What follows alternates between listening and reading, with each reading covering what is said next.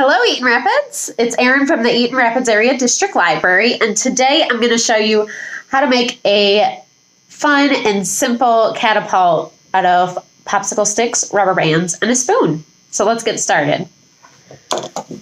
So in the kits from the library, it came with 8 popsicle sticks, 1 plastic spoon, and a couple of rubber bands. You only need 6, but I packed some extras in case they break. So to get started, we need 6 popsicle sticks. So 1, 2, 3, 4, 5, 6. So put those 2 aside for right now. And we are just going to stack them up. If I can do that. We're going to stack them up just like this. You're going to take one of your rubber bands and you're just going to wrap it around the edge. Just like that. And then you're going to do the same thing on the other side.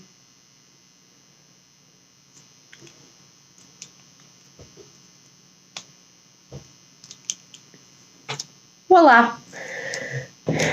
Next thing you're going to do is take your other 2 popsicle sticks, stack them like that.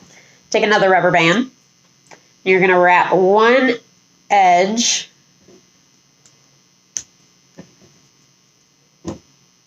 I know it's kind of hard to see that, but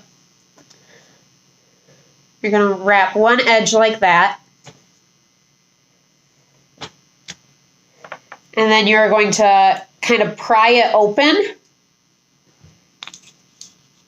and stick it in between. Ooh, this part's a little tricky.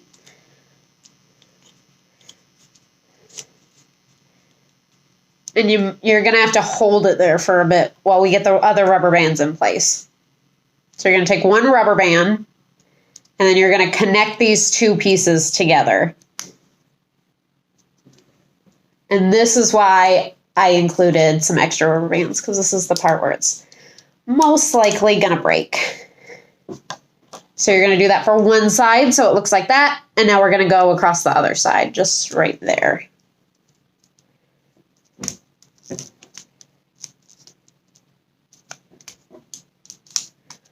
I always get so nervous that these things are going to snap in my face. Whew. Okay, that was the hardest part. You got this.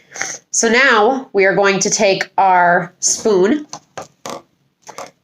and you want to line it up so that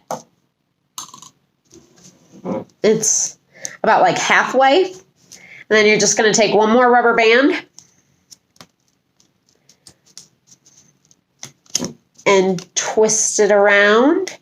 And the good thing about this part is you can just like kind of slide the spoon on and off. In fact, I might just do that.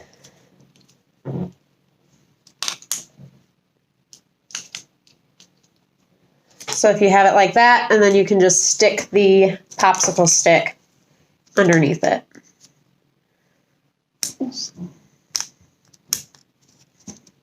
Just like that. And then you can position it into place.